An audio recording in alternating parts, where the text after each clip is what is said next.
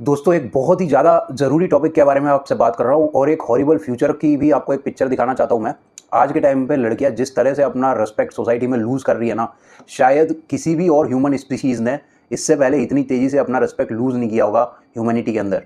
और इसका सबसे बड़ा नुकसान लड़कियों को खुद भुगतना पड़ेगा इन फ्यूचर। आज से वो दिन दूर नहीं है जब एटलीस्ट इंडिया में लड़कियाँ हाथ जोड़ के, अच्छे से अच्छे प्रोफाइल की लड़की हाथ जोड़ के लड़कों के पीछे पड़ेगी शादी के लिए, लेकिन उनको शादी के लिए लड़के नहीं मिलने वाले।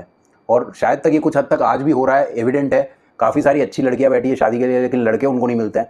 उसका रीज़न क्या है? क्यों? देखो भाई, सब लोग सोशल मीडिया से कनेक्टेड हैं और सब लोग का दिमाग हर टाइम चालू रहता है। अपने मौज मस्ती में ज़्यादा व्यस्त हो गए हैं लोग बाग। कोई सेक्रीफाइस नहीं है, कोई रिलेशनशिप बिल्डिंग नहीं है और दूसरे आदमी के लिए रिस्पेक्ट तो बिल्कुल खत्म हो गया। सब आदमी एक दूसरे को यूज़ करने के लिए देख रहा है और ये टॉक्सिसिटी के नाम पर बैडी बनना और ये सब जो कल्चर तैयार किए जाते हैं वो बेसिकली आपके दिमाग को एज ए प्रोडक्ट यूज़ करने के लिए तैयार किए जाते हैं। उसके अराउंड एक पूरा कल्ट डेवलप किया जाता है और काफ़ी सारे प्रोडक्ट्स लॉन्च किए जाते हैं। इस बात को आपको समझना पड़ेगा। और क्योंकि अब आपस में ट्रस्ट नहीं रह गया है तो होगा क्या?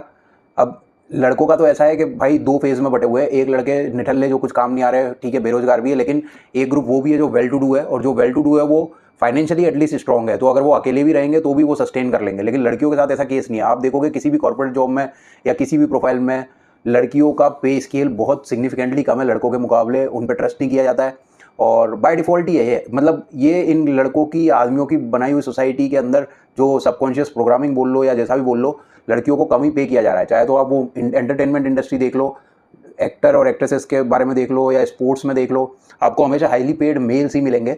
और चाहे कॉर्पोरेट जॉब देख लो, लड़कियों को पे आउट भी अच्छा नहीं हो रहा, तो उनकी डिपेंडेंसी फ्यूचर में कभी खत्म होने वाली नहीं है।